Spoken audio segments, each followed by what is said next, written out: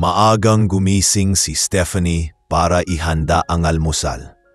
Sanay na siyang nauuna sa lahat sa bahay, kahit madalas ay siya na lang ang kumikilos. Tahimik lang sa umaga.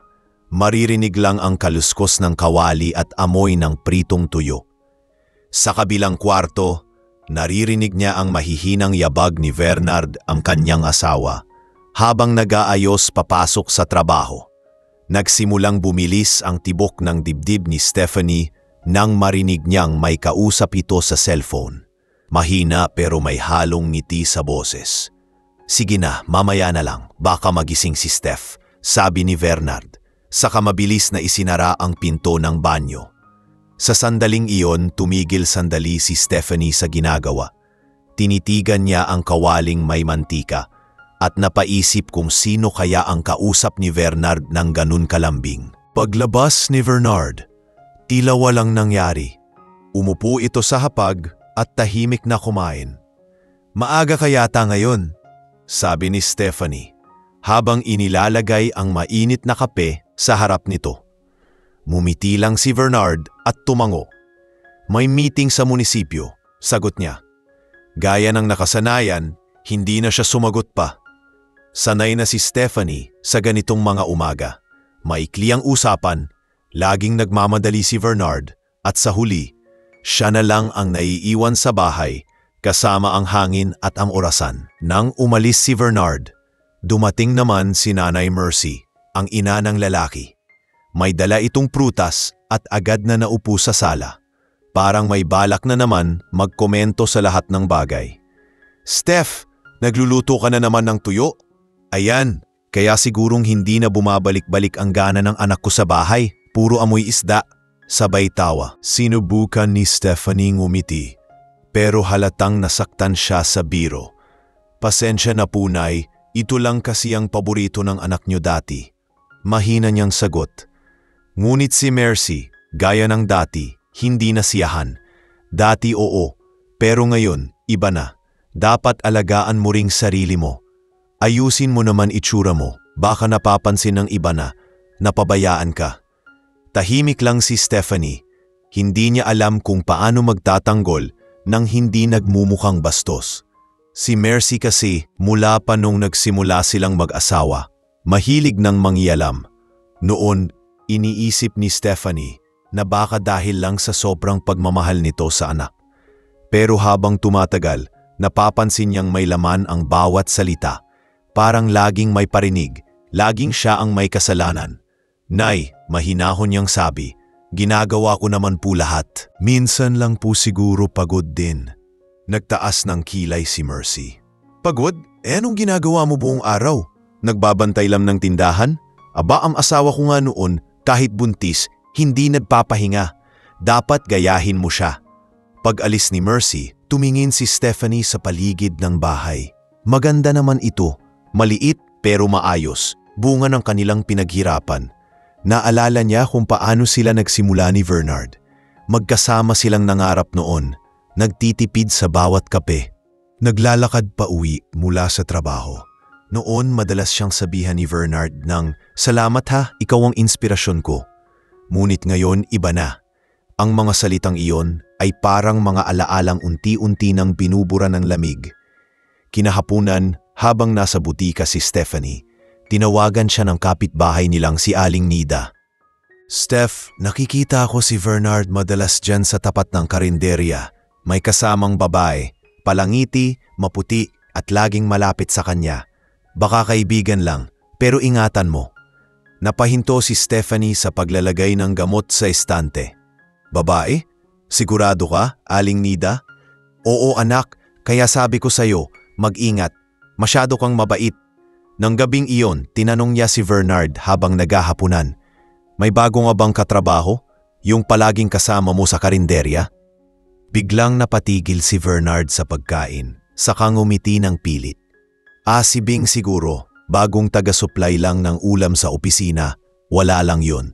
Pinilit ni Stephanie ngumiti rin. Si Bing pala. Pero sa loob niya, may kumurot na kaba. Kinabukasan, dumating ulit si Mercy. "Steph, narinig ko kay Bernard, nagseselos ka raw." "Hay nako, Huwag mong ipahiya sarili mo. Mabait si Bing. Minsan nga binibigyan pa ako ng tinola pag dumadaan ako doon. Parang sinampal si Stephanie sa sinabi. Nay, nakilala niyo na po pala siya? Tanong niya, may halong gulat. Oo naman, hindi mo ba siya gusto? Ang bait-bait kaya? Tsaka alaga niya anak ko. Parang mas masaya si Bernard ngayon. Hindi alam ni Stephanie kung iiyak ba siya o tatawa. Sa halip, tumawi siya at pumasok sa kwarto. Umupo siya sa gilid ng kama at tinitigan ang litrato nilang mag-asawa. Sa larawan, nakangiti pa sila. Hawak niya ang kamay ni Bernard, punong-puno ng pangako. Pero ngayon parang wala na ang lahat ng iyon. Habang nakaupo, pinikit niya ang mga mata. Naalala niya ang mga araw na sinasabihan siya ng asawa ng mahal kita. Ang mga gabing sabay silang nagdarasal bago matulog at ang mga pangarap nilang sabay bubuuin. Pero ngayon, tila siya na lang ang kumakapit. Sa labas ng kwarto, naririnig pa rin niya ang boses ni Mercy na nagkukwento tungkol kay Bing. Parang ipinapakilala pa sa kanya ang babae na unti-unti nang sumisira sa kanyang pamilya. Sa gabing iyon, hindi siya nakatulog. Habang tahimik ang paligid, tiningnan niya ang cellphone ni Bernard na naiwan sa mesa. May passcode ito, pero ilang beses na niyang nakikita ang tarehong 4 na numero na ginagamit sa kanilang anniversary. Sinubukan niya iyon at bumukas. Doon nakita niya ang mga mensahe. Miss na kita, sabi ni Bing. Ako rin, sagot ni Bernard. Napatakip si Stephanie ng bibig. Pigil ang hikbi. Hindi niya alam kung mas masakit ba ang pagtataksil ng asawa o ang pagpanig ng biyenan sa maling tao. Sa puntong iyon, napagdesisyonan niyang manahimik muna. Ngunit sa loob-loob niya, nagsimula ng mabuo ang tanong. Hanggang kailan siya magtitiis? Makalipas ang ilang araw, pilit pa ring ipinapakita ni Stephanie na maayos ang lahat. Sa harap ni Bernard, tila walang nabago. Pero sa likod ng mga ngiti ay may mga tanong na hindi niya mabitawan. Tuwing gabi, napapansin niyang madalas tumalikod sa kanya si Bernard bago matulog. Laging may hawak na cellphone, minsan ay nakangiti habang binabasa ang mga mensahe. Hindi na siya nagtatanong. Pero bawat patak ng segundo ay parang karayom sa dibdib niya. Minsan, nagkunwari siyang tulog, ngunit narinig niya ang mahinang boses ng asawa. Sige na, bukas ulit, miss din kita. Sa puntong iyon, napikit na lang siya ng mariin, pinigilan ang luha na gustong kumawala. Kinabukasan, dumalaw si Mercy sa bahay. Dala-dala nito ang paboritong pansit ni Bernard at agad na pumasok sa kusina na parang siya ang may-ari ng bahay. Stephanie, bakit parang ang lamig ng bahay ninyo? Hindi mo man lang sinasalubong ang asawa mo tuwing umuuwi, sabi nito habang inaayos ang pansit sa mesa. Busy lang po minsan sa anak, Nay, sagot ni Stephanie, pinipilit maging mahinahon. Ay nako, palusot. Alam mo, dapat pag-uwi ni Bernard, mainit ang hapunan at magaan ang loob. Baka naman kaya madalas nasa labas yun, kasi pag-uwi dito puro sermon ang abot. Inagalan ni Stephanie ang pagsagot. Hindi niya kayang makipagsabayan. Sa totoo lang, gusto niyang sumigaw. Gusto niyang sabihin sa biyanan niya na mali ang anak nito. Pero pinili niyang tikumin ang bibig. Habang nagkakape si Mercy, nagtanong ito. Naalala mo yung si Bing? Yung nagbebenta ng ulam sa karinderya? Mabait yon. Nakausap ko minsan, sabi niya, ang bait ni Bernard. Parang tatay-tatayan sa akin. Hay sana lahat ng babae marunong magpasalamat sa mabubuting lalaki. Halos mapalunok si Stephanie. Alam niyang may halong patama ang bawat salita ni Mercy. Sa isip niya, ano kaya ang pakiramdam ng magulang na mas pinapaniwalaan ang ibang tao kaysa sa asawa ng sarili niyang anak? Nang dumating si Bernard, masiglang sinalubong ito ni Mercy. Anak, ayan, may pansit ako para sa'yo. Si Bing daw ang nagpadala, sabi niya, baka gusto mong tikman. Lalong sumikip ang dibdib ni Stephanie. Kita niya sa mga mata ni Bernard ang bahagyang pagkabigla. ngunit agad itong ngumiti. Ah, ganun ba, Nay? Pakisabi salamat kay Bing ha? Halos hindi na siya makahinga sa sakit. Hindi na niya alam kung alin ang mas mabigat, ang pagtataksil ng asawa o ang ngiti ng biyenan habang ipinagtatanggol ito. Sa mga sumunod na linggo, mas lalo pang naging halata ang makapagbabago kay Bernard. Madalas itong umuwi ng 10 oras ng gabi. Minsan ay amoy pabango ng babae, minsan naman ay lasing. Kapag tinanong, laging may dahilan. Meeting daw, overtime, o minsan ay simpleng pagod lang. Isang gabi, sinubukan ni Stephanie na makipag-usap. Bernard, kung may problema tayo, ayusin natin. Hindi yung palaging umiwas ka. Napailing lang si Bernard. Wala tayong problema, Steph. Ikaw lang itong laging may iniisip. Pwede ba, tigilan mo na yung kakaplaning mo? Hindi ako praning, sagot ni Stephanie, may luha na sa mata. Alam kong may iba ka. Ramdam ko. Napatawa si Bernard, pero halatang pilit. Steph, hindi lahat ng iniisip mo totoo. Kung wala kang tiwala, ewan ko na lang. Sa labas ng kwarto, nakikinig si Mercy, nakakunot ang noo. Pagkalipas ng ilang sandali, pumasok ito at diretsyong kinausap si Stephanie. Alam mo anak, hindi mo mapapanatili ang lalaki sa bahay kung puro reklamo ka. Dapat alam mo kung paano siya mapapangiti. Baka nga mas masaya siya kay Bing kasi hindi siya pinipilit. Hindi na nakasagot si Stephanie. Tumalikod siya, naglakad papunta sa bintana at doon unti-unti nang tumulo ang luha niya. Ang bawat salita ni Mercy ay parang latigo. Nay, hindi ko naman po pinipilit. Gusto ko lang maintindihan bakit kailangan kong laging isisi sa sarili ko ang pagkakamali ng iba. Kasi ikaw ang asawa. Responsibilidad mo na mapanatili siyang masaya. Lumipas ang mga araw na tila paulit-ulit ang eksena. Si Bernard na palaging wala sa bahay, si Mercy na laging kampi sa anak. At si Stephanie na tahimik lang sa gilid. Pero sa likod ng katahimikan niya, may nagbabago.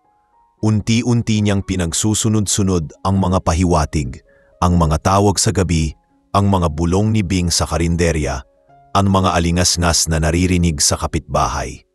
Lahat iyon pinagsama-sama niya sa isip.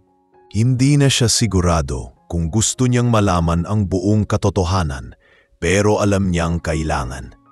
Isang hapon, habang papunta sa butika, napadaan siya sa karinderya.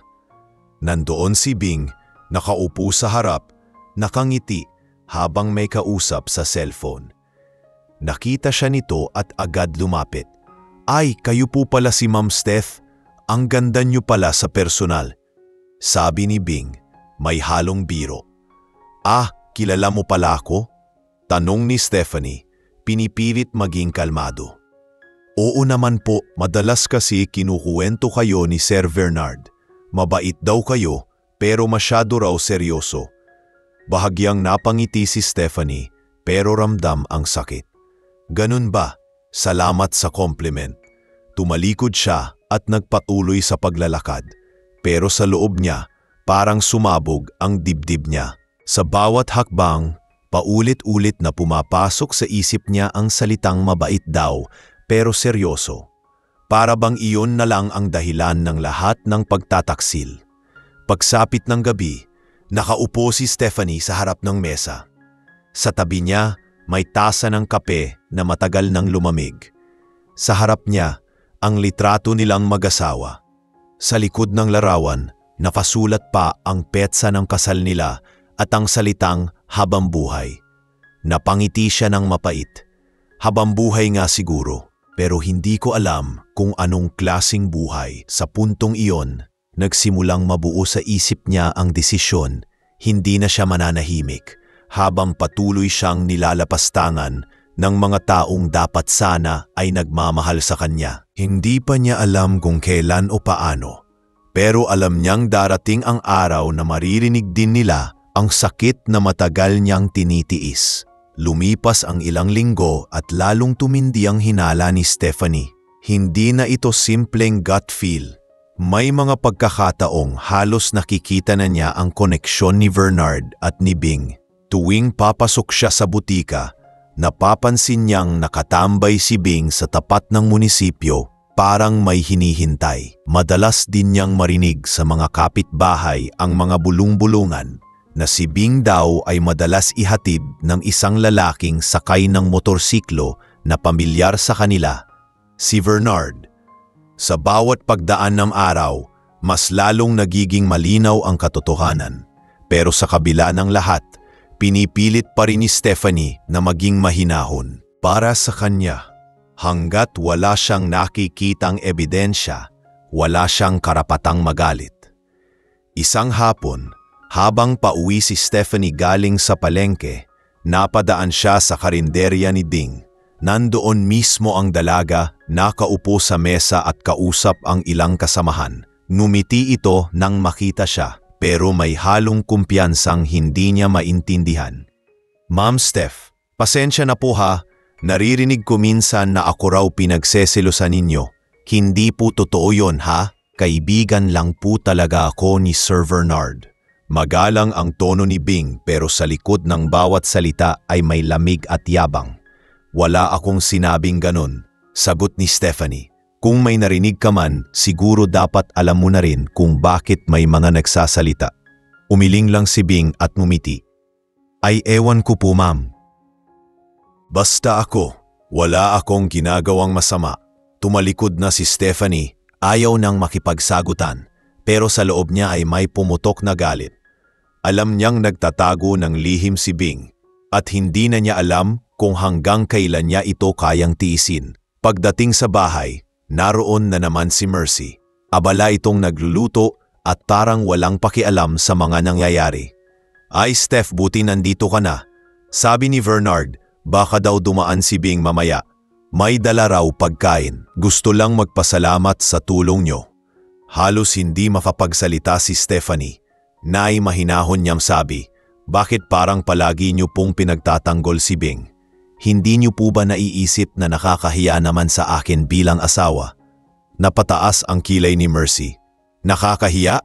Bakit naman? Ang bait nga ng babae, marunong makisama. Hindi tulad mo na laging tahimik, laging nakasimangot. Minsan Steph, isipin mo rin, baka ikaw din ang dahilan kung bakit naghahanap ang anak ko ng atensyon." Tumigil si Stephanie sa harap ng biyenan. Hindi na niya napigilang magsalita. "Kahit kailan nay, hindi ako nagkulang.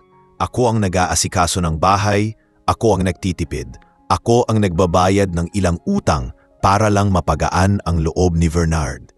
Pero bakit ganon? Lahat ng mali, sa akin niyo sinisisi. Kailan niyo naman ako pinanigan?"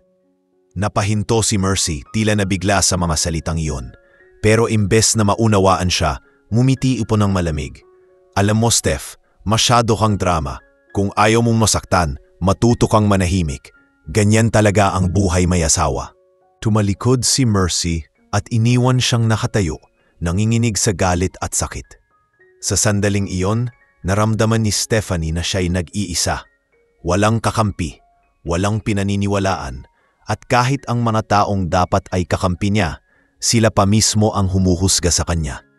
Kinabukasan, habang hinahatid ang anak sa paaralan, narinig ni Stephanie ang mga nanay na nag-uusap sa labas ng gate. Si Bing daw, madalas makitang sinasabay pa uwi ni Bernard, sabi ng isa. Di lagot si Steph kapag nalaman.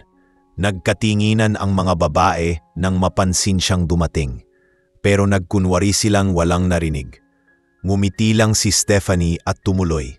Pero sa loob niya, ramdam niya ang hiya at pagkapahiya. Hindi na lang ito simpleng problema ng mag-asawa.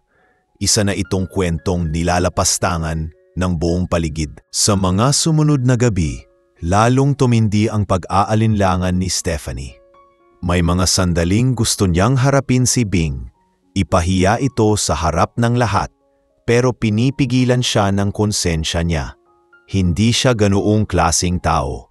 Sa halip, pinili niyang magmasid. Minsan, habang naglilinis siya ng aparador ni Bernard, may nalaglag na resibo mula sa isang restaurant. Nakalagay doon ang dalawang pangalan, Bing at Bernard. Sa ilalim, may nakasulat pang maliit na mensahe, "Salamat sa gabi mo, mahal." Napaupo siya sa sahig, hawak ang resibo at doon tuluyang bumigay ang luha niya. Hindi na ito haka-haka. Totoo na. Dumating si Mercy kinagabihan, dala ang ulam mula kay Bing. "Steph, tikman mo sabi ni Bing, para raw sa inyo ni Bernard." Tinitigan ni Stephanie ang pagkain, saka huminga ng malalim. "Nay, hindi ko na po kakainin yan. Alam niyo naman siguro kung bakit." "Ano ka ba? Babae ka pa naman. Huwag kang insecure," sagot ni Mercy sabay halakhak. "Kung ako sa'yo, magpasalamat ka pa. May tumutulong magpasaya sa anak ko." Doon na hindi napigilan ni Stephanie ang sarili. "Tama na, Nay. Huwag niyo na akong insultuhin sa sarili kong bahay. Hindi niyo ba alam kung gaano kasakit na marinig galing sa biyenan mo na mas gusto mo pa ang kabit ng asawa mo kaysa sa akin?" Tumahimik si Mercy, pero halatang hindi pa rin nagsisisi. "Kung nasasaktan ka, kasalanan mo yan. Kung marunong kang magpahalaga, baka hindi siya lumayo." Umalis si Mercy na parang walang nangyari at naiwan si Stephanie sa sala, umiiyak ng tahimik. Sa labas, rinig niya ang mga kuliglig, ang tahimik na hangin, pero sa loob ng bahay, puro sigalot at kawalan ng respeto. Sa mga sandaling iyon, tumingin siya sa kisame at marahang bumulong. "Panginoon, bigyan niyo po ako ng lakas. Hindi ko na po alam kung hanggang kailan ko kaya." Ngunit sa ilalim ng sakit na nararamdaman niya, may namuong kakaibang tapang. Isang tapang na hindi buva ng gali, kundi ng pagkapagod sa pagiging tahimik. Alam niyang hindi na magtatagal. Darating din ang araw na magsasalita siya, at sa araw na iyon, maririnig siya ng lahat, pati ni Bernard, ni Bing, at higit sa lahat ni Mercy. Lumipas ang mga araw at lalong lumalim ang lamat sa pagitan ni Stephanie at ni Bernard. Halos hindi na sila nagkakausap, at kung mag-usap man, puro sagot lang na maikli o malamig. Tuwing umuuwi si Bernard, amoy alak, amoy sigarilyo at minsan may pabango na hindi kanya. Hindi na nagtatanong si Stephanie. Alam na niya ang sagot. Pero isang gabi, hindi na niya nakayanan ang bigat sa dibdib. Nang marinig niyang may pumaradang tricycle sa labas at bumaba si Bernard, agad siyang lumabas sa sala. "Pwede ba tayong mag-usap?" Mahinahon niyang tanong. "Pagod ako, Steph, bukas na lang." Malamig na sagot ni Bernard habang inaalis ang sapatos. "Hindi na yon. Ayokong bukas na naman at bukas na lang lagi." Tumigil si Bernard at tinitigan siya, halatang nainis. "Ano na naman ba yan? Tungkol na naman kay Bing?" Huminga ng malalim si Stephanie, pilit pinapakalma ang sarili. "Gusto ko lang maintindihan, Bernard. Bakit mo kailangan gawin to sa atin? Kung may problema tayo, sana pinausap mo ako. Hindi mo kailangang maghanap ng iba." Napatawa si Bernard ng mahina pero puno ng pangaasar. "Steph, pwede ba? Wala kang alam sa sinasabi mo. Lahat na lang pinagdududahan mo. Nakakasuya na." "Suya? Ako ang asawa mo, Bernard. Lahat ng ginagawa mo ramdam ko. Hindi mo kailangang magsalita para malaman ko." Umiling si Bernard at biglang tumaas ang boses. "Alam mo kung bakit ako lumalayo? Kasi pag uwi ko dito, puro reklamo, puro tanong, puro hinala. Wala ka ng ibang ginawa kundi bantayan ako. Hindi ko na alam kung asawa pa kita o pulis."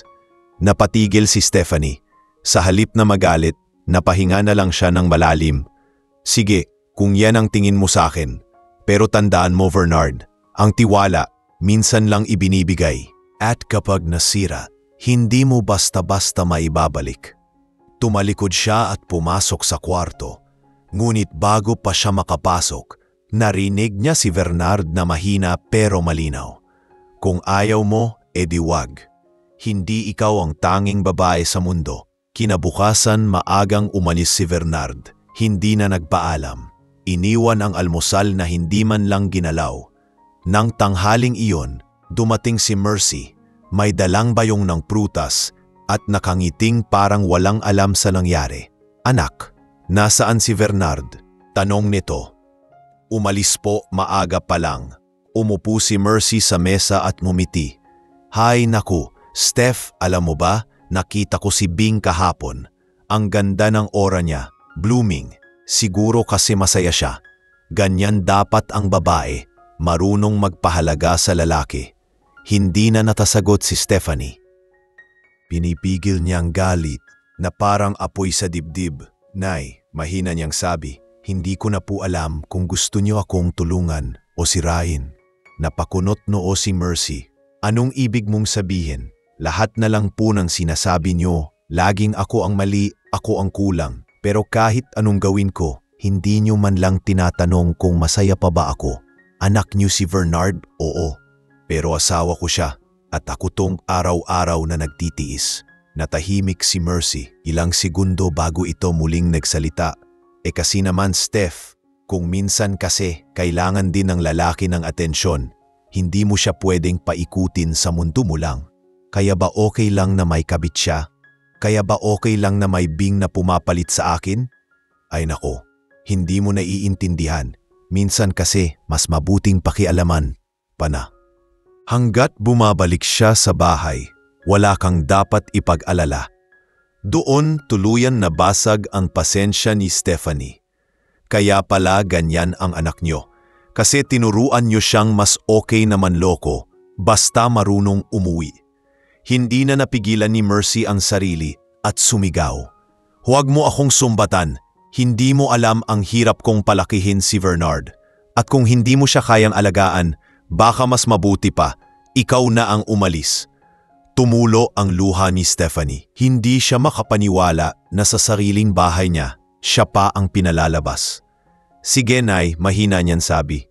Kung yan po ang gusto niyo, ako na lang ang aalis. Pero tandaan niyo, minsan yung pinagtatanggol niyo, siya ring dahilan ng ikasisira niyo. Umalis siya sa kusina at nagkulong sa kwarto. Sa loob, napahagulgol siya ng walang tunog. Takot na marinig ng anak na natutulog sa kabilang kwarto. Sa puntong iyon, unti-unti niyang naramdaman ang kabigatan ng pag-iisa. Hindi lang siya niloko, iniwan, kundi pati pinagtulungan pa ng mga taong dapat sana'y kakampi niya. Kinabukasan, wala na si Bernard paggising niya. Wala ring iniwang sulat o mensahe. Tahimik ang bahay. Sa labas, naririnig niya ang mga kapitbahay na nag-uusap tungkol sa babae sa karinderya. Na laging sakay ng motor ni Bernard. Hindi na siya lumabas. Umupo siya sa mesa, nakatingin sa pader, at para bang naririnig pa rin ang mga sigaw ng biyenan niya kagabi. Sa isip niya, umiikot ang parehong tanong, hanggang saan ba ang kaya niyang tiisin? Nang gabing iyon, humiga siya sa kama ng mag-isa. Sa tabi niya, walang kasamang katawan, walang halik ng paalam. Tanging malamig na unan at katahimikan ang naiwan. Sa loob ng ilang taon nilang mag-asawa, ngayon lang siyang nakaramdam ng ganitong uri ng lungkot. Yung kahit huminga siya, may bigat. Pero sa ilalim ng sakit, may unti-unting pumipintig na tapang. Hindi pa niya alam kung saan siya dadalhin nito, pero sigurado siya sa isang bagay. Hindi na siya mananahimik habang patuloy siyang ginagawang tanga. At sa gabing iyon, habang nakatingin sa kisame, bumulong siya sa sarili. Kung wala silang respeto sa akin, ako mismo ang magbibigay ng respeto sa sarili ko. Isang linggo ang lumipas mula nang magtalo si Stephanie at si Mercy. Wala pa ring balita kay Bernard. Ni text o tawag, wala. Sa una, inakala ni Stephanie na bata pansamantalang lumayo lang ito para magpalamig. Pero nang marinig niya sa isang kapitbahay na nakita raw si Bernard at si Bing na magkasama sa isang restaurant sa kabilang bayan, doon tuluyang gumuho ang kanyang pag-asa. Hindi lang simpleng pagkakamali ang ginawa ng asawa niya. Ito ay isang pagtataksil na may buong pagbapasya. Sa halip na magalit, nanahimik lang siya. Ayaw niyang humantong sa eksenang may sigawan. Ayaw niyang ipahiya ang sarili. Pero sa loob niya, unti-unti nang namamatay ang tiwala. At sa halip na sakit, kapalit nito ay isang malamig na katotohanan. Hindi na siya ang pinipili ni Bernard. Habang naglilinis siya ng bahay isang araw, napansin niyang may iniwang pantalon si Bernard sa aparador. Sa bulsa nito, may isang gusot na resibo mula sa isang motel sa bayan. Nilapitan niya iyon at binasa ang petsa. 3 araw lang ang nakakalipas. Napaupo siya sa kama. Nanginginig ang kamay habang hawak ang papel. Sa likod nito ay may sulat kamay na, "Salamat sa pagpunta, mahal." Isang pamilyar na sulat. Kay Bing, hindi na niya alam kung ano ang mas masakit, ang ebidensyang hawak niya o ang katotohanang hindi na niya kailangang magtanong para malaman ang totoo. Binilit niyang huminga ng malalim, pero ang dibdib niya ay parang tinutusok ng daan-daang karayom.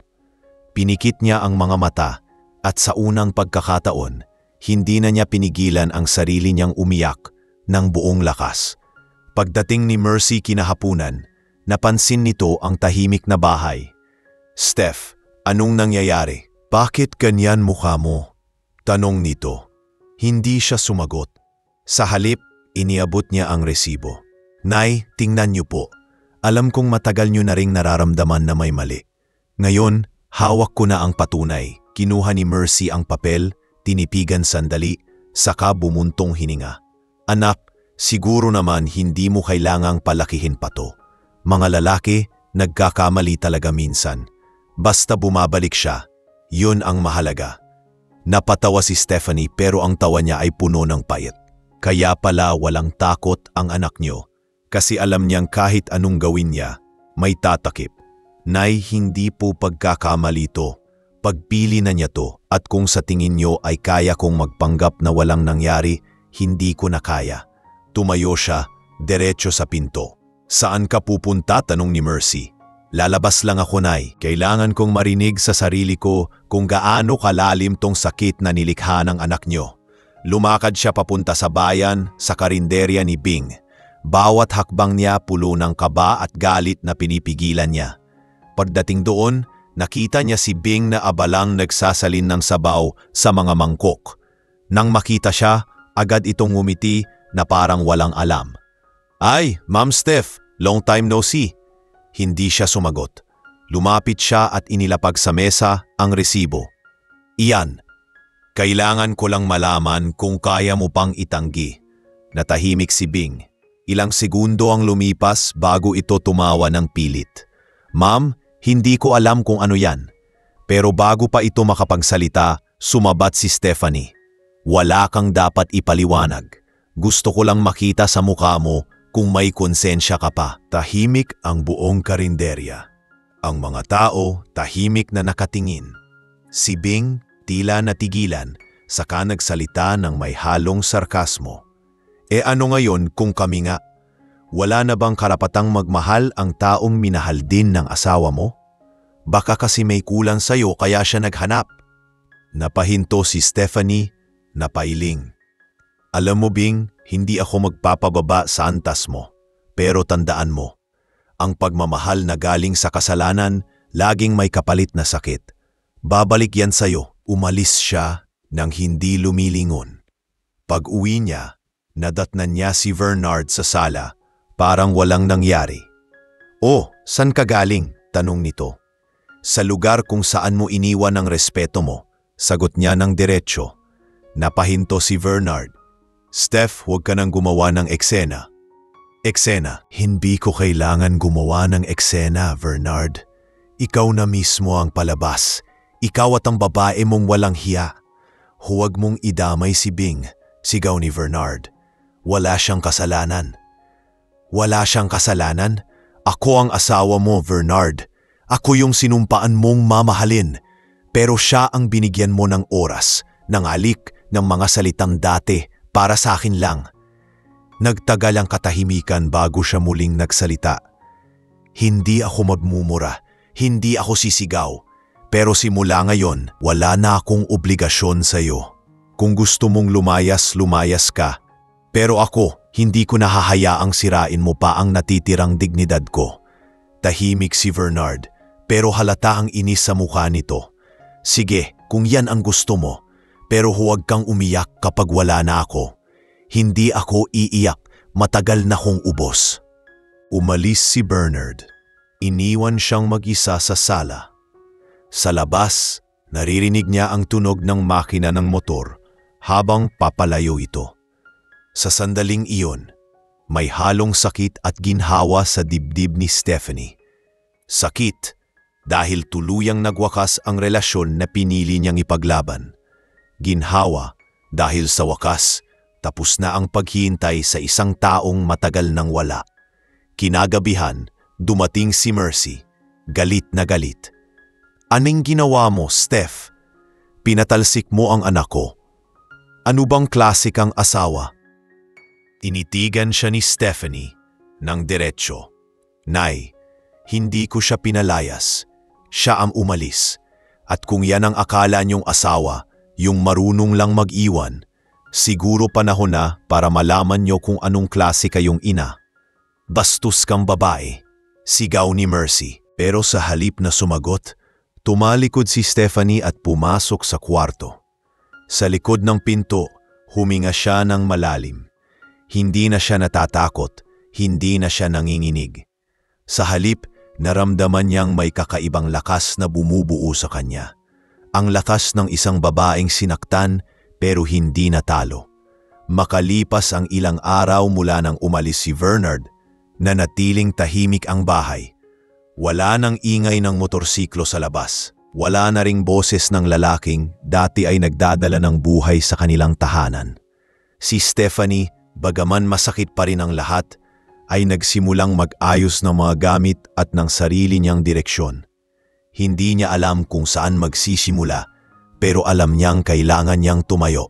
Hindi na siya umaasa na babalik si Bernard, sapagkat sa puso niya, alam niyang hindi na rin niya ito gusto pang bumalik.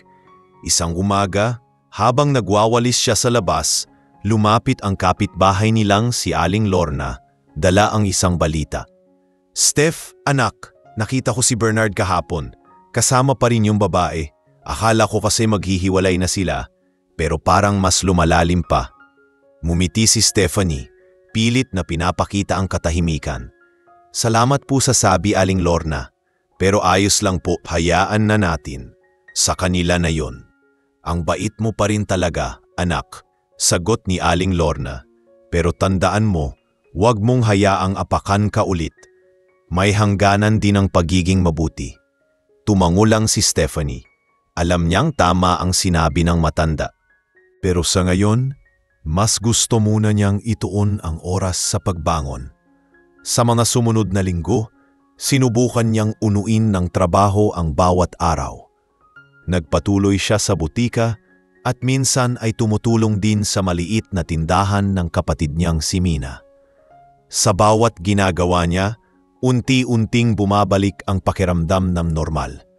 Ngunit minsan, sa tahimik na gabi, habang nag-iisa sa kwarto, hindi pa rin maiwasang pumatak ang luha. Hindi dahil gusto pa niyang bumalik si Bernard, kundi dahil nagdalamhati siya sa sarili, sa mga taong nawala, sa mga panahong pinilit niyang ipaglaban ang maling tao, at sa dignidad niyang muntik nang mabura. Isang gabi, may kumatok sa pinto. Pagbukas niya, naroon si Mercy. Maputla ito, halatang walang tulog. "Stephanie," mahinang sabi ng matanda, "pwede ba tayong mag-usap?" Tahimik lang si Stephanie pero pinapasok ito. Umupo si Mercy sa sala at ilang sandali bago ito nagsalita. "Umalis si Bing," wika nito. "Iniwan ang anak ko. May nakarelasyon palang iba, mas bata." Halos mabaliw si Bernard nang malaman. "Sinubukan niya akong puntahan kagabi pero lasing siya. Halos hindi ko na makausap." Napayuko si Stephanie. Wala siyang naramdaman na tuwa o galit, kundi isang mabigat na awa. "Nay," mahina niyang sabi, "bakit mo pa ring hinahayaan yang anak mong saktan ka ng paulit-ulit? Hindi ba't ikaw mismo ang nagpalaki sa kanya?" Napaluha si Mercy. "Tama ka, Steph. Akala ko dati kapag pinagtanggol ko siya, pinoprotektahan ko siya. Pero hindi pala. Tinulungan ko lang siyang maging taong walang pakialam.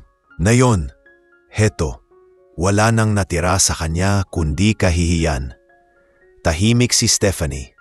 Sa unang pagkakataon, nakita niya si Mercy bilang isang inang marupok, hindi bilang kalaban.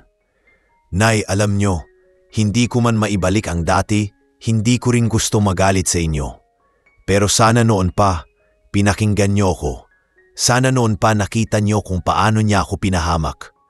Tumango si Mercy, hawak ang kamay ni Stephanie. Anak, alam kong huli na ang lahat, pero sana mapatawad mo ko.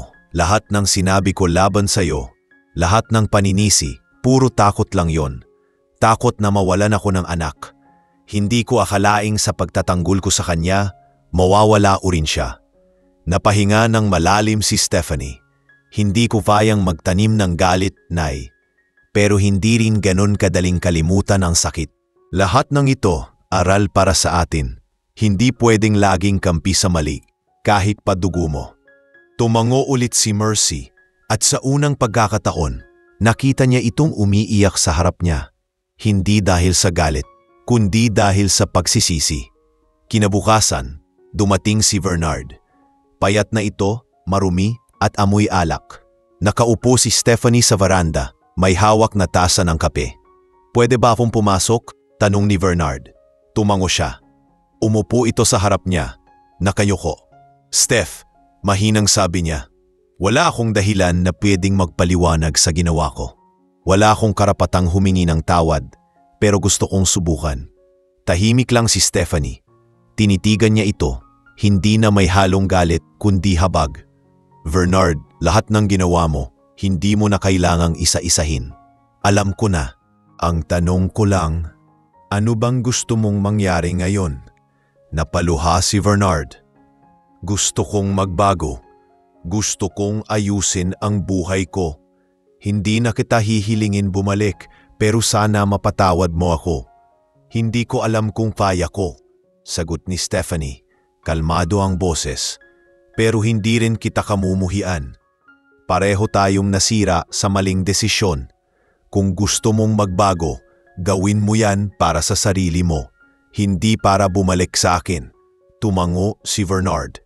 Salamat, Steph. Kahit kailan, ikaw pa rin ang taong hindi ako sinukuan noon. Pero ngayon, alam kong wala na akong karapatang bumalik. Tumayo ipo at tumalikod. At sa huling sandali bago ito umalis, narinig ni Stephanie ang huling sabi niya. Sana dumating ang araw na kaya mo na ulit ngumiti. Nang umalis si Bernard, lumabas si Mercy mula sa loob ng bahay. Tahimik lang at umupo sa tabi ni Stephanie. Anak, hindi ko alam kung paano ako makakabawi sa lahat ng nagawa ko. Tumingin si Stephanie sa kanya at ngumiti ng bahagya. Nay, minsan hindi kailangan ng kabayaran. Ang mahalaga, natuto tayo. Hindi na natin maibabalik ang kahapon, pero pwede nating ayusin ang bukas. Sa mga salitang yon, naramdaman ni Mercy ang bigat na bumababa sa kanyang puso. At si Stephanie, sa unang pagkakataon, matapos ang lahat, nakaramdam ng kapayapaan. Isang tahimik na paghilom mula sa mga sugat na dati ay akala niya hindi nagagaling. Makalipas ang ilang linggo, mula nang bumalik si Bernard para humingi ng tawad, nanatiling tahimik ang buhay ni Stephanie. Hindi na siya umaasa ng anuman, pero ramdam niya ang kakaibang katahimikan sa paligid. Wala nang ingay ng pagtatalo, wala nang tagod na gabi sa kakaiyak. Ang bahay na dati ay puno ng tensyon ay tila unti-unti nang humihinga ng bago at payapang hangin. Minsan ay dumadalaw pa rin si Mercy, pero ngayon ay iba na ang trato nito. Hindi na galit, hindi na paninisi. Sa halip, palaging dala ay pagkain o prutas at minsan ay mga simpleng bulaklak mula sa kanilang bakuran. Steph, ako na ang magluluto ngayon. Magpahinga ka naman, sabi nito isang umaga. Mumiti lang si Stephanie. Salamat po, Nay. Ang tagal ko ring hindi naramdaman na may ganitong umaga. Pareho silang natahimik at sa pagitan ng mga sandaling iyon, tila may unti-unting paghilom sa pagitan nilang dalawa. Habang lumilipas ang mga araw, sinubukan ni Stephanie na muling ibalik ang mga bagay na nawala sa kanya. Hindi ang pagmamahal ni Bernard, kundi ang tiwala sa sarili. Tuwing linggo, dinadala niya ang anak sa simbahan. Nag-umpisa rin siyang gumawa ng mga handmade soap at lotion para ibenta online. Unti-unting lumago ang maliit niyang negosyo. Minsan, dumadaan si Mercy para tumulong sa pagbalot. Ay naku anak, maganda tong amoy lavender, nakaka-relax. Sabi ng matanda habang inaamoy ang sabon. Napangiti si Stephanie. Yan din ang gusto ng mga suki ko. Lalo na yung mga nanay na pagod sa bahay. Ay, edi bagay sa akin yan. Biro ni Mercy na sinagot nila pareho ng tawa. Sa gitna ng simpleng tawanan, naramdaman nilang unti-unting bumabalik ang koneksyon na matagal na nilang nawala. Ngunit isang araw, isang hindi inaasahang pangyari ang yumanig sa kanilang payapang buhay. Dumating si Bernard. Bitbit ang ilang mga gamit, halatang walang maayos na direksyon. Payat ito, mukhang puyat at halatang wasak. Steph, mahinang sabi niya, pwede ba akong makitulog muna dito? Wala na akong matirahan. Tinanggal na ako sa trabaho. Napatingin si Stephanie kay Mercy na tila hindi alam ang gagawin. Anak, ano bang nangyari? Tanong ni Mercy, bakas ang pag-aalala. Nahuli ako, Nay, na naglabas ng pondo sa opisina. Hindi ko naman sinasadya. Si Bing kasi, ginamit pangalan ko sa loan tapos iniwan ako. Napayuko si Bernard, halatang puno ng pagsisisi. Tahimik lang si Stephanie, ngunit sa loob niya ay halo-halong damdamin. May awa pero may galit pa rin. Bernard, sabi niya, ilang beses ko nang narinig yung salitang hindi mo sinasadya, pero sa totoo lang, lahat ng desisyon mo, sinadya mo. At ngayon, lahat ng iyon, bumabalik sa'yo. Napatingin si Bernard sa kanya, may luha sa mata. Alam ko, Steph, wala akong ibang sisisihin kundi sarili ko. Pero kung pwede lang, hayaan mo akong manatili dito kahit ilang araw lang. Wala na akong ibang mapuntahan. Tumango si Stephanie, pero kalmado ang tinig. Pwede ka rito, pero hindi dahil asawa kita. Dahil tao ka pa rin, at hindi ko kayang ipagtabuyan kahit sino mang nangangailangan ng tulong. Sa mga sumunod na araw, tahimik lang si Bernard sa bahay. Tumutulong ito sa gawaing bahay, tahimik na naglilinis ng bakuran, at halatang nagbago. Madalas ay nagkukulong ito sa kwarto, at minsan ay maririnig ang mahinang hikbi. Nakikita ni Stephanie ang pagsisisi nito, ngunit pinili niyang huwag lumapit pa. Hindi dahil sa galit, kundi dahil sa respeto sa sariling proseso ng paghilom. Isang gabi, habang nag-aayos ng mga sabon sa mesa, lumapit si Mercy kay Stephanie. Anak, nakikita kong nagsusumikap si Bernard. Sa palagay mo, may pag-asa pa ba tayong magbalikan? Tumingin si Stephanie sa kanya, may bahagyang lungkot, ngunit puno ng kabuuan ang tinig. Nay, dati oo. Dati iyon lang ang gusto kong marinig. Pero ngayon, natutunan kong hindi lahat ng sugat kailangang balik-balikan. May mga sugat na kailangang hayaan na lang maghilom para hindi na bumuka ulit. Hindi ko alam kung may pag-asa pa kami, pero ang alam ko, may pag-asa pa ako sa sarili ko. Napangiti si Mercy at may luha sa gilid ng mata. Ang galing mo na ngayon, anak. Hindi ka na yung Steph na laging umiiyak, iba ka na. Siguro po kasi natutunan kong kapag hindi ka na mahal ng tao, dapat mahalin mo ang sarili mo. Pagkalipas ng ilang araw, umalis si Bernard. Naiwan kay Stephanie ang isang sobre na may sulat at kaunting pera. Steph, salamat sa lahat. Hindi ko man naibalik ang tiwala mo. Gusto kong malaman mong natuto ako. Aayusin ko ang buhay ko. Hindi ko na alam kung magkikita pa tayo, pero sana maging masaya ka. Iyon lang ang kaya kong ipagdasal ngayon. Pinasa ni Stephanie ang sulat at kahit masakit, ngumiti siya. Hindi na ito luha ng galit, kundi ng pagtanggap. Lumipas ang mga buwan. Ang negosyo ni Stephanie ay lumago. May mga suki na siya, may online orders pa. Si Mercy naman ay madalas tumulong at minsan sila pa mismo ang nagde-deliver sa bayan. Sa bawat tawa nila habang naglalakad sa ilalim ng araw, alam ni Stephanie na kahit hindi perpekto ang buhay, bumalik ang liwanag. Hindi dahil bumalik ang asawa, kundi dahil naputunan niyang hindi kailangang may kasama para maging buo. Sa huling sandali ng araw na iyon, habang nakaupo sa veranda, tinanaw niya ang papalubog na araw. Sa isip niya, bumulong siya, "Salamat Panginoon sa sakit na nagturo sa akin ng tapang." At sa hangin, tila sumasabay ang tahimik na tinig ng pag-asa na kahit matapos ang unos, may bagong umagang darating. Lumipas ang 3 buwan mula nang tuluyang umalis si Bernard. Sa mga panahong iyon, tahimik pero tuloy-tuloy ang naging pagbabagong sa buhay ni Stephanie. Ang dating babaeng puno ng takot at pag-aalinlangan ay unti-unti nang natutong mamuhay ng walang inaasahan.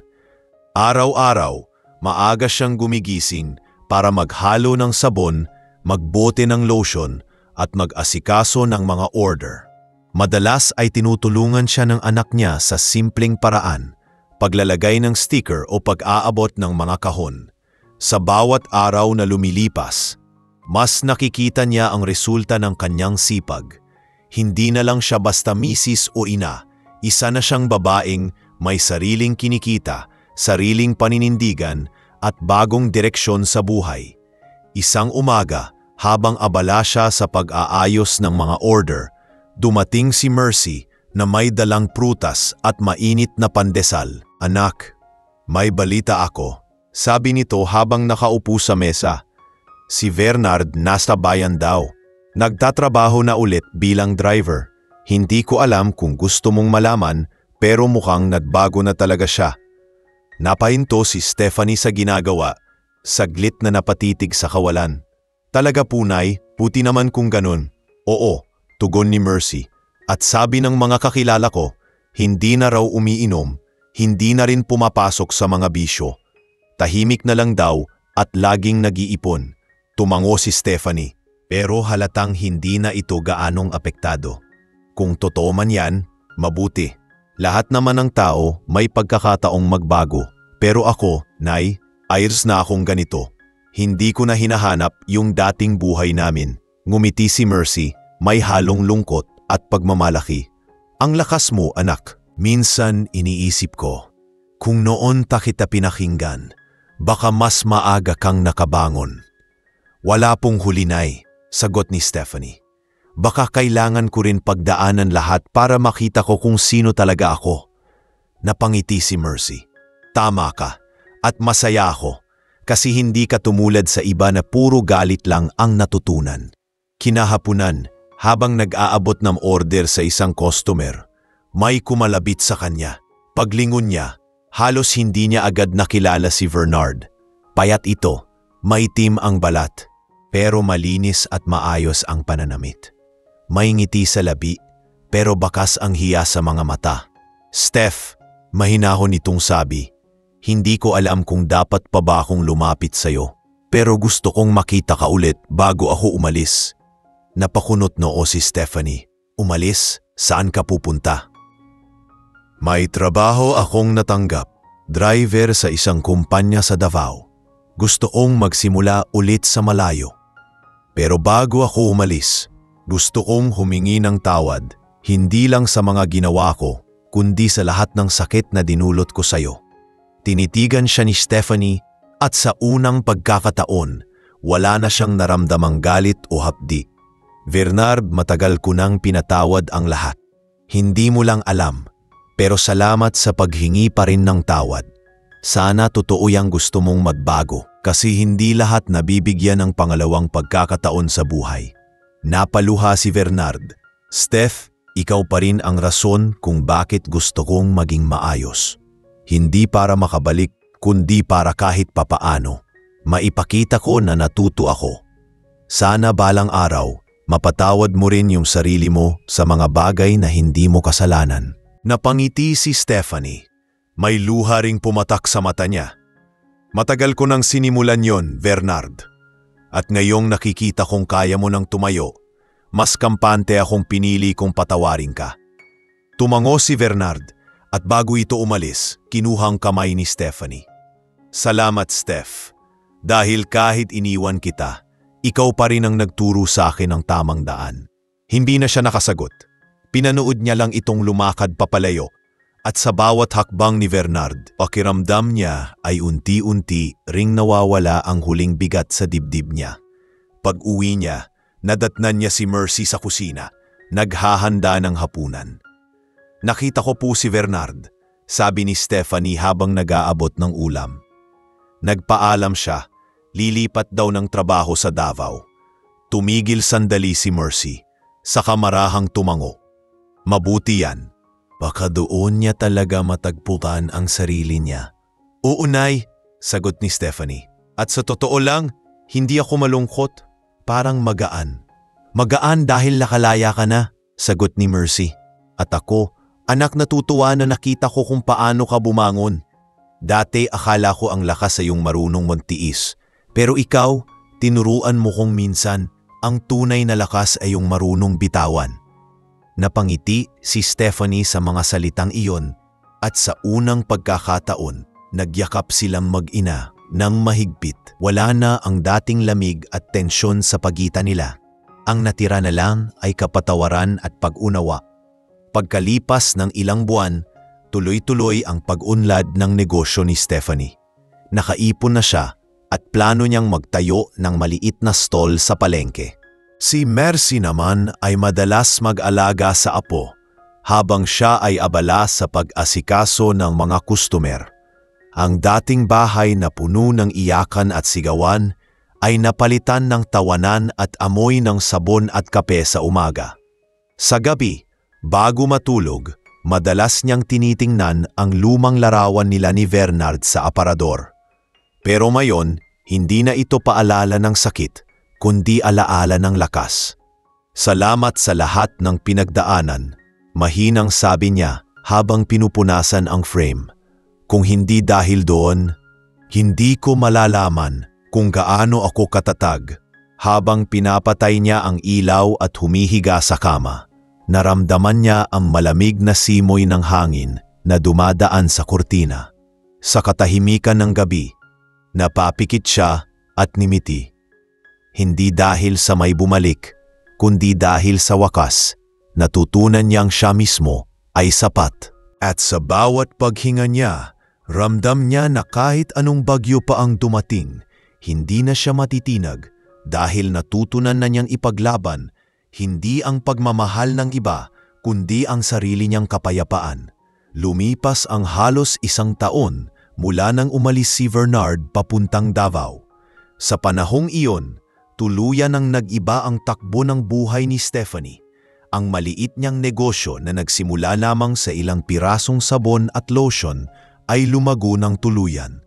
Nakatanggap siya ng mga regular na order mula sa mga malalapit na bayan at kalaunan ay tinanggap ng ilang lokal na tindahan ang kanyang mga produkto. Hindi na siya basta-basta si Steph na iniwan ng asawa. Sa barangay, kilala na siya bilang si Steph ng mabamot mapayapang buhay, isang babaeng nagsikap at bumangon mula sa pagkawasak. Araw-araw, maaga siyang bumabangon para ihanda ang mga order, kasama si Mercy at ang anak nila ni Bernard na ngayon ay nasa elementarya na. "Mama, ako po magdidikit ng sticker ha," sabi ng bata, sabay ngiti. "Sige anak, pero wag mong kalimutan maglagay ng date ha," sagot ni Stephanie habang pinupunasan ang mga bote. Tahimik ang buhay nila, simple pero puno ng kapayapaan. Madalas ay nagkukwentuhan sila ni Mercy sa hapon habang nakaupo sa may veranda. Sabi ni Mercy isang araw, "Kung makikita ka ngayon ng tatay ko, siguradong matutuwa yon. Ang galing mo, Steph. Hindi ko akalaing ganito kalayo ang mararating mo." Napangiti si Stephanie. "Hindi ko rin po akalaing kaya ko, Nay. Pero siguro kasi nung nasaktan ako noon, yun na pala ang binhi ng tapang na kailangan kong palaguin." Pumango si Mercy. Napatingin sa anak ni Stephanie na naglalaro sa labas. "Ang mahalaga, nakangiti ka na ulit. Iba na yung ngiti mo ngayon, hindi na pilit. Siguro po kasi wala na akong bigat sa dibdib. Natutunan kong tanggapin na may mga taong hindi talaga mananatili, pero ang mga aral na iniwan nila, yun ang dadalhin mo habang buhay. Isang hapon habang nag-aayos si Stephanie ng aninda, may dumating na lalaking taga-munisipyo. "Ma'am Stephanie, may sulat po para sa inyo. Galing sa Davao," sabi ng lalaki. Kinuha niya ito at agad na binasa. Mula kay Bernard. "Steph, sana nasa mabuti kang kalagayan. Ako'y nasa maayos na rin. Nagtatrabaho ako sa isang logistics company at nakaipon na kahit kaunti. Gusto ko lang magpasalamat. Lahat ng mga sinabi mo noon, yun ang baon. Mahal mo man ako o hindi na. Sapat na sa akin na alam kong napatawad mo ako. Sana balang araw, magkita tayo ulit, hindi para bumalik, kundi para makapagpasalamat ng harapan. Sana masaya ka." Napahinto si Stephanie habang binabasa ang liham. Hindi na siya umiyak, sa halip ngumiti siya. "Salamat Bernard," mahinang bulong niya. "Masaya na ako at sana ikaw din." Nang gabi ring iyon, tinanong siya ni Mercy habang naghapunan. "Anak, galing ba yun kay Bernard?" Tumango siya. "Opo, Nay." Sinabi lang niyang maayos na siya. At alam niyo, masaya akong marinig yon. Kasi ibig sabihin natuto na rin siya. "Hindi mo ba siya gustong makita?" tanong ni Mercy. "Hindi na po siguro kailangan, Nay. Minsan kasi sapat na yung malaman mong ayos na ang isang tao kahit wala na kayo sa isa't isa." Napangiti si Mercy. "Tama ka. Hindi lahat ng pagkikita ay kailangang maging pagbabalikan." Makalipas ang ilang buwan, naging mas kilala pa si Stephanie sa kanilang lugar. Naimbitahan siyang magsalita sa isang seminar para sa mga kababaihan tungkol sa pagtatayo ng maliit na negosyo. Sa harap ng maraming babae, nagsalita siya ng may kababaang loob. "Alam ko kung gaano kahirap magsimula," sabi niya sa mikropono. "Lalo na kung galing ka sa pagkabigo. Pero natutunan ko, hindi sukatan ng halaga ng babae ang relasyon niya sa isang lalaki. Ang halaga ng babae nakikita sa kakayahan niyang bumangon at magmahal ulit. Hindi man sa iba, kundi sa sarili niya." Nagpalakpakan ang mga tao at sa dulo ng programa, may lumapit na isang ginang na may luha sa mata. "Ma'am, ako rin po ay iniwan ng asawa. Pero ngayon, nakita ko sa inyo na kaya ko ring bumangon." Napangiti si Stephanie. Hinawakan ang kamay ng babae. "Kaya mo yan. Huwag mong hayaang diktahan ng sakit ang magiging kinabukasan mo." Habang pauwi siya mula sa seminar, tumingin siya sa langit. Ang araw ay palubog na at ang kulay kahel na kalangitan ay parang larawan ng bagong simula. Pag-uwi niya, simalubong siya ni Mercy at ng anak niya. "Mama, nakita ko sa Facebook, ang daming likes sa picture mo habang nagsasalita." Sabi ng bata halatang proud. Tumawa si Stephanie. "Ay, ikaw talaga? Hindi naman mahalaga yung likes. Ang mahalaga, may natutunan ng mga tao." "Oo nga anak," sabat ni Mercy. "Pero wag mo sanang kalimutan, minsan din kailangan mong magpahinga. Hindi mo kailangang palaging matatag." Yumakap si Stephanie sa anak at kay Mercy. "Salamat po, Nay. Salamat sa inyo pareho. Kung hindi dahil sa inyong dalawa, baka hindi ko kinaya." Kinagabihan habang nakaupo siya sa veranda, naramdaman niya ang malamig na hangin na dumadampi sa balat niya. Tahimik ang paligid, pero sa loob niya, may payapang tinig na nagsasabing, tapos na talaga ang sakit. Hindi dahil nakalimutan niya ang lahat, kundi dahil tinanggap niya na bahagi iyon ng buhay na nagturo sa kanya kung paano magmahal nang hindi nakakasira sa sarili. Sa isip niya, bumulong siya, "Salamat sa lahat ng unos, dahil kung hindi dahil doon, hindi ko makikita ang ganitong katahimikan." At sa pagdampi ng hangin sa kanyang pisngi, tila pinaparamdam ng mundo na sa wakas, natagpuan na niya ang kapayapaan na matagal niyang hinanap. Makalipas ang ilang buwan mula nang dumating ang liham ni Bernard, mas lalo pang gumanda ang takbo ng buhay ni Stephanie. Ang dati niyang maliit na negosyo ay tuluyan nang nakilala sa buong bayan. May mga resellers na rin siyang tumutulong magbenta ng mga produkto niya sa kalapit na lugar. Sa bawat order na natatanggap niya, hindi lang kita ang nararamdaman niya, kundi kasiyahang unti-unti niyang naaabot ang pangarap na minsan ay akala niya'y imposibleng makamit. Hindi niya akalaing ang babaeng dating humahawak lang ng mop at plancha sa bahay ay magiging isang negosyante. Minsan naiisip niya, marahil totoo nga ang sinasabi ng iba, minsan kailangang masaktan ka muna ng todo bago mo makita kung gaano kakalakas. Isang umaga, habang abala siya sa pag-aasikaso ng mga order, dumating si Mercy na may dalang envelope. "Anak," sabi nito, "may invitasyon para sa'yo. Galing daw sa munisipyo. May recognition night sila para sa mga kababaihang matagumpay sa negosyo." Nagulat si Stephanie. "Ako? Bakit naman ako?" Kasi anak, ikaw na ngayon ang inspirasyon ng mga tao rito. Ikaw yung babaeng pinagtatawanan dati, pero ngayoy tinitingala na. Napangiti si Stephanie. "Nay, hindi ko naman ginusto yon. Gusto ko lang mabuhay ng tahimik." "Alam ko anak," tugon ni Mercy. "Pero minsan, yung kabutihang ginagawa mo kahit tahimik, yun mismo ang nakikita ng iba." Sa araw ng recognition night, nakasuot si Stephanie ng simpleng bestida na kulay puti. Sa entablado, tinawag ang kanyang pangalan. Si Ginang Stephanie Mendoza, kinikilalang haligi ng kababaihan sa komunidad. Isang halimbawa ng katatagan at kababaang loob. Habang tinatanggap niya ang plaque, rinig niya ang masigabong palakpakan mula sa mga tao. Sa gilid ng entablado, nakita niya si Mercy at ang anak niya, parehong nakangiti at tila punong-puno ng pagmamalaki. Hindi niya napigilan ang pagluha. Sa isip niya, bumalik lahat ng alaala, ang sakit ng pagtatapsil, ang gabi ng paghihiwalay, ang mga araw ng pangungulila. Pero ngayon, bawat luha na tumulo ay hindi na luha ng sakit, kundi ng tagumpay. Pagkatapos ng programa, may lumapit sa kanya. Isang babae, mga edad 35, maayos ang bihis at halatang galing sa ibang bayan. "Ma'am Stephanie?" tanong nito. "Ako po si Clara, may-ari ng isang organic store sa lungsod. Matagal ko na pong naririnig ang pangalan ninyo.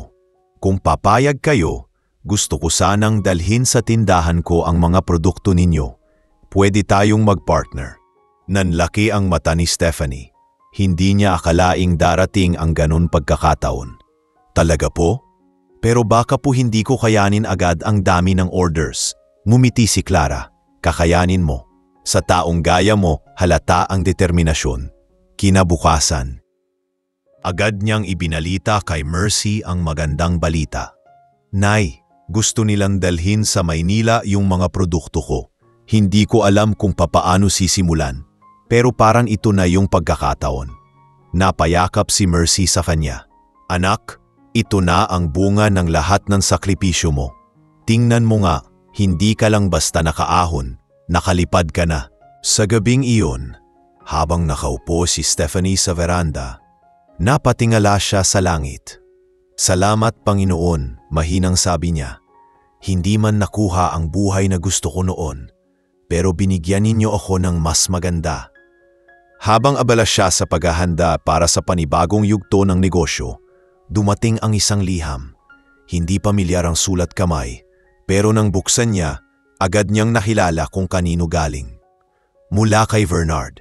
"Steph, ito marahil ang huling sulat ko. Maganda na ang trabaho ko dito sa Davao.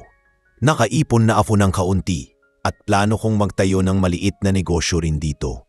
Nabalitaan kong nakilala ka na sa negosyo mo. Masaya ako para sa'yo. Hindi ko alam kung parapat-dapat pa akong tawaging asawa mo, pero gusto kong malaman mong kahit malayo ako, ipinagmamalaki kita. Salamat sa lahat, Steph. Salamat sa kabutihan na hindi ko nasuklian. Sana balang araw, magkita tayo ulit, hindi bilang mag-asawa, kundi bilang dalawang taong parehong nakahanap ng kapayapaan." Napangiti si Stephanie sa pagbabasa ng liham. Hindi na siya umiyak. Kalmado lang. "Tama ka, Bernard," bulong niya. "Pareho na tayong tahimik at yun ang pinakamagandang regalo ng tadhana." Tinupi niya ang liham at inilagay sa loob ng isang kahon kung saan nakatago ang ilang mga bagay mula sa nakaraan. Mamalumang larawan, resibo at alaala na dati ay puno ng pait. Ngayon para na lang itong mga pahina ng librong tapos na niyang basahin. Sa mga sumunod na linggo, naging abala si Stephanie sa pagpapalawak ng negosyo. Tinulungan siya ng ilang kababaihan sa barangay na dati ring nakaranas ang hirap. Ginawa niyang inspirasyon ang sarili niyang karanasan upang magbigay ng lakas sa iba. Kung ako man nakabangon, kaya niyo rin. Madalas niyang sinasabi sa kanila. Minsan dumalaw ang kapitan ng barangay at nagpasalamat sa kanya. Steph, dahil sa negosyo mo, marami na tayong kababaihang may kabuhayan. Isa kang inspirasyon. Napangiti siya at tumugon. Hindi po ako inspirasyon, Kap. Isa lang po akong babaeng natutong tumayo matapos madapa ng gabing iyon. Habang nakaupo sa tabi ni Mercy, tinanaw nila ang tindahan ni Stephanie na ngayon ay may karatulang Steph's Natural Essentials. Malaki, maayos at buhay na buhay ang paligid. Anak, sabi ni Mercy, tingnan mo ma, dati umiiyak ka lang sa sulok. Ngayon, tingnan mo kung nasaan ka na. Napangiti si Stephanie at tumingin sa langit. Nay, siguro kasi natutunan ko na hindi mo kailangang manalo sa laban ng iba. Ang kailangan mo lang mapanalo ang sarili mong laban. Tumango si Mercy at pinisil ang kamay ng anak. Pat nanalo ka, anak, nanalo ka. Sa katahimikan ng gabi, ramdam ni Stephanie ang malamig na simoy ng hangin. Sa puso niya, walang bakas ng galit o hinanakit. Tanging kapayapaan, pag-asa at pasasalamat na lang ang nananatili. Alam niyang marami pang haharapin sa buhay, pero ngayon, handa na siya dahil natutunan na niya kung paano harapin ang bawat unos na may tapang at puso. Makalipas ang halos 2 taon, mas lalong lumago ang negosyo ni Stephanie. Ang dati niyang simpleng tindahan ay naging maliit na kumpanya na.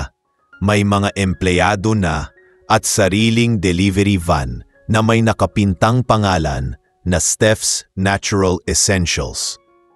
Ang dating bahay na puno ng lungkot ay ngayon ay tahanan ng pag-asa at sigla. Madalas niyang marinig ang tawanan ng mga tauhan niya sa labas habang nag-aayos ng mga produkto. At sa tuwing titingnan niya ang paligid, hindi niya maiwasang mapangiti. Minsan ay napapaisip siya kung ito ba talaga ang babaeng dating iniwan ng asawa at pinagtulungan ng biyenan at ng kabit. Pero sa bawat paggunita niya, mas lalong tumitibay ang kanyang paniniwala na ang sakit noon ang nagtulak sa kanya para marating ang lugar na ito mayon. Isang umaga, habang nag-aayos siya ng mga papeles sa opisina, pumasok si Mercy na may dalang mainit na tsokolate. Anak, ang daming tao sa labas. Parang mga taga-media yata. Sabi nito, halatang nagulat. Oo, Nay. May feature po kasi mula sa isang lokal na istasyon. I-interviewin daw nila ako para sa programang Babaeng Matatag. Aba, bongga ka na talaga, anak. Sabay tawa ni Mercy. Pero kahit anong taas mo na, huwag mong kalilimutan kung saan ka galing. Ngumiti si Stephanie. Hindi ko po makakalimutan yon, Nay. Dahil kung hindi sa mga pinagdaanan ko, hindi ako magiging ganito. Lumapit siya kay Mercy at niyakap ito. At kung hindi rin sa inyo, Nay, baka hindi ko rin kinaya. Salamat dahil kahit minsan mali rin kayo noon, tinuruan niyo pa rin akong magpatawad. Pagdating ng hapon, dumating ang mga taga-media. Maayos silang tinanggap ni Stephanie. Nang nagsimula ang panayam, tinanong siya ng reporter, Ma'am Steph, sa lahat ng mga tagumpay na nakuha ninyo ngayon, ano po ang pinakamahalagang aral na natutunan ninyo? Saglit siyang natahimik bago sumagot, na walang sino mang makakaangat sa buhay kung puno ng galit ang puso. Minsan, ang tunay na tagumpay ay hindi nakikita sa pera o sa negosyo, kundi sa kakayahang ngumiti pa rin pagkatapos mong masaktan. Kasi sa bawat luha na pumatak noon, doon unti-unting nabuo ang lakas ko. Tumango ang reporter at ngumiti. At kung sakaling makaharap niyo muli ang mga taong nakasakit sa inyo, ano po ang sasabihin ninyo? Saglit siyang napatingin sa labas sa mga dahong kumakaway sa hangin. Wala akong ibang sasabihin kundi salamat. Dahil kung hindi nila ako sinaktan, hindi ko malalaman kung hanggang saan ko kayang tumayo. Pagkatapos ng panayam, maraming lumapit sa kanya. Mga kababaihang humanga sa kanyang katatagan. May ilan pang nagpaiyak sa kanya sa pamamagitan ng kanilang mga kwento. Ma'am, dahil sa inyo, iniwan ko na ang lalaking matagal nang nanghaabuso sa akin, sabi ng isa. At ako naman po, nagsimula na ring magtahi ng mga bag para ibenta.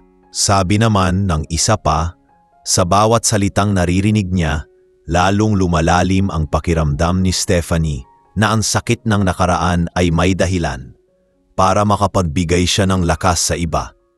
Pag-uwi niya sa bahay, nakaupo si Mercy sa may veranda. May hawak na lumang larawan nila ni Bernard. Anak, nakita ko tong lumang picture nyo. Sayang no, kung naging matinulang sana siya.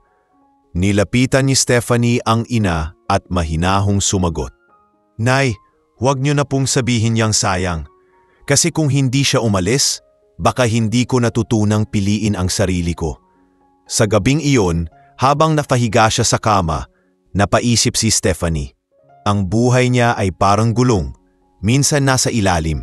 Pero kapag marunong kang magtiwala sa panahon, iikot din ito. Sa gitna ng katahimikan, binuksan niya ang kanyang cellphone. May email notification na galing kay Bernard. Binasa niya iyon ng dahan-dahan. Steph, sana okay ka. Nakita ko sa social media ang tungkol sa negosyo mo. Ipinagmamalaki kita. Dito sa Davao, tahimik na rin ang buhay ko. May maliit akong terminal business at nakakatulong na rin sa iba. Hindi na ako lasinggero. Hindi na ako ang Bernard na sinayang ang lahat. Hindi ko hinihinging magbalikan tayo. Pero gusto kong malaman mo na natutunan ko ang lahat ng dapat kong matutunan. Salamat sa pagpapatawad mo noon. Sana balang araw magkita tayo bilang magkaibigan. Alagaan mo si nanay at ang anak natin. Ngumiti si Stephanie matapos basahin ang mensahe. Hindi na niya tinugon. Alam niyang sapat na ang katahimikan bilang sagot. Sa isip niya, nagpasalamat siya. Salamat Bernard dahil natutunan mong ayusin ang sarili mo. Sa mga sumunod na araw, mas naging abala siya sa pagpapalago ng negosyo. May mga araw na pagod siya pero sa bawat gabi na matatapos ang gawain, lagi niyang naiisip, hindi ko na kailangang maging perpekto. Sapat na yung totoo ako. Dumating ang pagkakataon na inimbitahan siya ng isang foundation para maging speaker sa Women's Empowerment Forum. Sa harap ng napakaraming tao, muling tumindig si Stephanie. Ang buhay, sabi niya, ay hindi tungkol sa kung ilang beses kang nabigo, kundi kung ilang beses kang bumangon. Minsan, ang mga sugat natin ang mismong patunay na may lakas tayong mabuhay ulit. Pag-uwi niya pagkatapos ng event, nadatnan niyang tulog si Mercy at ang anak niya sa sala. Lumapit siya, hinaplos ang buhok ng bata at marahang bumulong.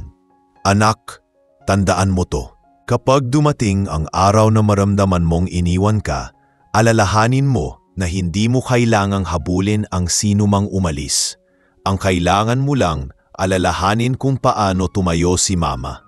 Sa mga salitang iyon, ngumiti siya at tiningnan ang bituin sa labas. Tahimik, maliwanag at matatag, tulad ng babaeng minsan ay sinubok ng mundo, pero ngayon ay naging ilaw ng iba. Lumipas ang mga buwan at mas lalong naging matatag ang kumpanya ni Stephanie. Lumawak na ang merkado ng kanyang mga produkto at nakipag-partner pa siya sa ilang kilalang tindahan sa lungsod. May sariling opisina na rin siya ngayon sa bayan at ilang kababaihan na rin ang nakapasok sa trabaho dahil sa kanya. Ang dating tahimik na si Stephanie ay isa ng respetadong leader sa kanilang komunidad. Tuwing may mga kababaihang lumalapit sa kanya, naririnig niya ang parehong mga kwento na minsan ay kanya ring pinagdaanan. Iniwan, niloko, pinagtawanan, ngunit ngayon ay bumabangon. Sa tuwing may ganong sandali, hindi niya maiwasang ngumiti. Para bang nakikita niya sa bawat isa sa kanila ang daping siya, ang babaeng umiyak sa gabi pero pinili pa ring bumangon kinabukasan. Isang araw, habang abala siya sa pag-aayos ng mga papeles sa kanyang opisina, dumating si Mercy na may dalang pagkain. "Anak, masyadong ang busy, nakakalimutan mo ng kumain," sabi nito. "Pasensya na po, Nay. Marami lang po talagang hinahabol na schedule ngayon. May bagong supplier kasi akong kausap mula sa Cebu." Sagot ni Stephanie habang pinapahid ang pawis sa noo. Umupo si Mercy sa tapat niya. "Hindi ko na alam kung paano kita masasabihan ng pahinga. Pero alam mo, anak, tuwing nakikita kitang ganyan, napapanggiti ako. Kasi sa bawat tagumpay mo, parang natatabunan yung mga sakit ng nakaraan."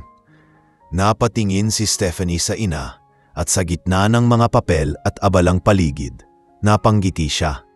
"Nay, siguro kasi ngayon ko lang talagang naramdaman yung halaga ng bawat pinagdaanan. Lahat ng hirap at sakit noon, parang lahat may dahilan." Nang gabing iyon, abang nasa bahay siya at nag-aayos ng mga dokumento, nakatanggap siya ng tawag mula sa isang hindi pamilyar na numero. "Hello, magandang gabi po. Ma'am Stephanie Mendoza po ba ito?" "Opo, ako po. Sino po sila?" "Ma'am, isa po akong nurse mula sa ospital dito sa Davao. Si Ginoong Bernard Mendoza po ay naka-admit ngayon. May nakuhang number dito sa wallet niya at kayo po ang contact person." Napahinto si Stephanie. Sandaling nanlamig ang kamay niya. "Ako? Bakit ako ang tinawagan ninyo? Anong nangyari?" "Naaksidente po siya, ma'am. Minor injuries lang naman, pero gusto po naming ipaalam." Napalunok si Stephanie. "Sige po, salamat. Pakisabi na makakabawi ako ng tawag bukas." Buong gabi, hindi siya mapakali. Habang nakahiga, paulit-ulit niyang iniisip si Bernard. Ang lalaking minsan ay naging dahilan ng kanyang mga luha at ngayon ay tila nangangailangan ng tulong. Sa isip niya, may halong pang-aalinlangan at awa.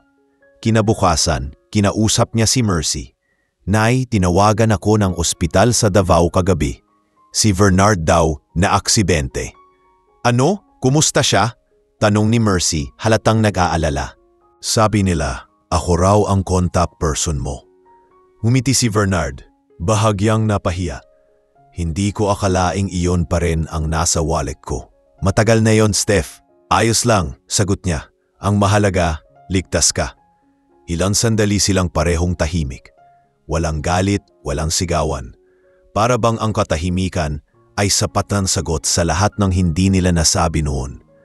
"Steph," sabi ni Bernard pagkatapos ng ilang minuto, "alam kong matagal na, pero gusto kong ulitin ang pasasalamat ko. Kung hindi mo ako pinatawad noon, baka hindi ko na natutunang ayusin ang buhay ko. May maliit akong negosyo ngayon dito at may mga taong umaasa na rin sa akin. Natutunan kong hindi lahat ng pagkakamali ay wakas." Napangiti si Stephanie. "Mabuti naman. Iyan naman talaga ang gusto kong mangyari, na matuto ka." "Ikaw, kumusta ka na?" tanong ni Bernard. "Ayos lang ako. Masaya, payapa at mas natutunan kong pahalagahan ang sarili ko. May negosyo na ako, maraming natutulungan at si Mama, ayun, palaging abala sa kakakain ng pandesal." Natawa si Bernard. "Ang galing mo talaga, Steph. Alam mo, minsan naiisip ko, siguro hindi talaga ako ang para sa'yo. Pero nagpapasalamat ako na kahit saglit, naranasan kong mahalin ng isang tulad mo." Napayuko si Stephanie, marahang tumango. "Bernard, siguro nga tama ka. Hindi lahat ng minahal natin ay kailangang manatili. Pero minsan, yung mga umalis, sila pa yung nagtulak sa atin para matuklasan kung sino talaga tayo." Nagtagpo ang kanilang mga mata, puno ng katahimikan pero may kapatawaran. Sa sandaling iyon, walang sama ng loob, walang panghihinayang, tanging pagtanggap at pag-unawa na lang. Pag-alis ni Stephanie sa ospital, napatingala siya sa langit. Habang tinatamaan siya ng liwanag ng araw, napangiti siya. Sa isip niya, nasabi niya, Tapos na talaga. At ngayon, handa na akong magpatuloy. Pagbalik niya sa bayan, sinalubong siya ni Mercy at ng anak niya. Mama, saan ka galing? Tanong ng bata. Yumuko siya at hinaplos ang ulo nito. May pinuntahan lang akong matandang kaibigan, anak. Pero ayos na siya. Tumingin siya kay Mercy at nagmitian silang dalawa. Sa sandaling iyon, alam nilang pareho na ang mga sugat ng kahapon ay tuluyan ng gumaling. At sa loob ni Stephanie, may kapanatagang hindi na kailanman kayang sirain ng kahit anong bagyo. Ang kapanatagang dala ng kapatawaran at ng tunay na paghilom. Makalipas ang ilang buwan mula nang maganap ang muling pagkikita nila ni Bernard sa ospital, bumalik na si Stephanie sa kanyang normal na ritmo ng buhay. Punong-puno ng gawain, proyekto at pagtulong sa kapwa. Ang negosyo niya ay mas lalong lumawak at ngayon ay nakikilala na rin sa labas ng probinsya. Maraming mga kababaihan ang lumalapit sa kanya, hindi lang bilang customer, kundi bilang tagapayo. Humihingi ng inspirasyon kung paano bumangon mula sa pagkabigo. Madalas niyang sabihin sa kanila, walang madaling daan sa paghilom. Pero kapag natutunan mong tatawarin ang sarili mo, mas madali mong makikita ang daan palabas. Sa bawat salitang iyon, ramdam ng mga nakikinig ang katotohanan, sapagkat galing iyon sa isang babaeng dumaan na mismo sa unos. Isang hapon, habang nasa opisina siya at nagre-review ng mga papeles para sa expansion ng kanyang negosyo, kumatok si Mercy. May dala itong maliit na kahon. Anak, may dumating na sulat, mukhang galing ulit sa Davao. Napatingin si Stephanie at agad kinuha ang sobre. Pagbukas niya, nakita niya ang pamilyar na sulat kamay ni Bernard. Binasa niya iyon ng marahan. Steph, ito na siguro ang huli kong liham sa'yo. Lumipat ako sa isang bayan sa Bukidnon, kasama ang ilang kaibigan na nagtatayo ng maliit na kooperatiba. Maayos ang buhay ko at salamat sa lahat ng dasal mo. May bago akong misyon sa buhay. Tulungan ang mga batang tulad ng dati kong sarili. Paano niyo po nagawa na bumangon kahit ang dami niyong pinagdaanan? Tumingin si Stephanie sa kanya at numiti. Alam niyo anak, hindi ko yan nagawa ng mag-isa. Maraming gabi akong umiiyak. Maraming araw na gusto kong sumuko. Pero dumating ako sa puntong napagod na ako sa pagkapit sa sakit. Doon ko natutunan na kung gusto mong makawala, ikaw mismo ang kailangang pumili. Maraming nakinig sa kanya at sa bawat salita niya, ramdam ng lahat ang katapatan at kababaang loob. Pagkatapos ng programa, umuwi siya sa bahay kung saan naghihintay si Mercy at ang anak niya. Habang nagkafape sila sa veranda, napatingin si Mercy sa anak. Alam mo anak, noong una, galit na galit ako kay Bernard. Pero ngayon, kapag naiisip ko ang nangyari, naiintindihan ko na rin kung bakit mo siya pinatawad. Kinagabihan, habang nag-aayos siya ng mga papeles sa kanyang maliit na opisina sa bahay, nakita niya ang lumang larawan nilang tatlo. Siya, si Bernard, at ang kanilang anak noong bata pa ito. Hindi na siya nakaramdam ng lungkot, kundi ng pasasalamat. Kung hindi dahil dito, sabi niya sa sarili, baka hindi ko natutunan kung gaano kahalaga ang paghilom. Pinunasan niya ang larawan, inilagay sa isang lumang album at isinara ito sa isip niya. Alam niyang tapos na talaga ang kabanatang iyon. Wala nang kailangang balikan, wala nang dapat patunayan. Makalipas ang ilang linggo, natanggap ni Stephanie ang isang imbitasyon mula sa lungsod. Isa siya sa mga napiling tumanggap ng parangal bilang Most Inspiring Entrepreneur of the Year. Sa entablado, habang binibigkas ang kanyang pangalan, tumingala siya sa ilaw at napangiti. Ito, sabi niya sa sarili, ay hindi lang para sa akin. Para ito sa lahat ng babaeng tulad ko na minsan ay pinagtawanan, nilapastangan, pero piniling bumangon. Sa kanyang talumpati, sinabi niya, Ang tagumpay ay hindi nasusukat sa kung gaano karami ang pera o parangal mo. Nasusukat yun sa kung gaano mo tinanggap ang sarili mong sugat at ginamit yon bilang lakas para tumulong sa iba. Pagbalik niya sa bahay matapos ang parangal, sinalubong siya ni Mercy at ng anak niya na may hawak na maliit na cake. "Congratulations, Mama!" sigaw ng bata. Niyakap niya ito ng mahigpit. "Salamat, anak. Para sa'yo lahat to. At para rin sa atin," dagdag ni Mercy habang pinupunasan ang luha. "Kasi pamilya tayo, kahit anong mangyari." Sa gabing iyon, sabay-sabay silang kumain ng simpleng hapunan, puno ng tawanan at kwentuhan. Sa gitna ng kanilang tawanan, tumingin si Stephanie sa paligid, sa ina, sa anak, sa tahanang puno ng pag-ibig at napangiti. Sa wakas, naramdaman niya ang ganap na kalayaan. Habang pinapatay niya ang mga ilaw bago matulog, lumapit siya sa bintana. Sa labas, tahimik ang gabi, maliwanag ang buwan, at tila ba ipinapaalala sa kanya na ang bawat dilim ay may katapusan. Bumulong siya sa hangin.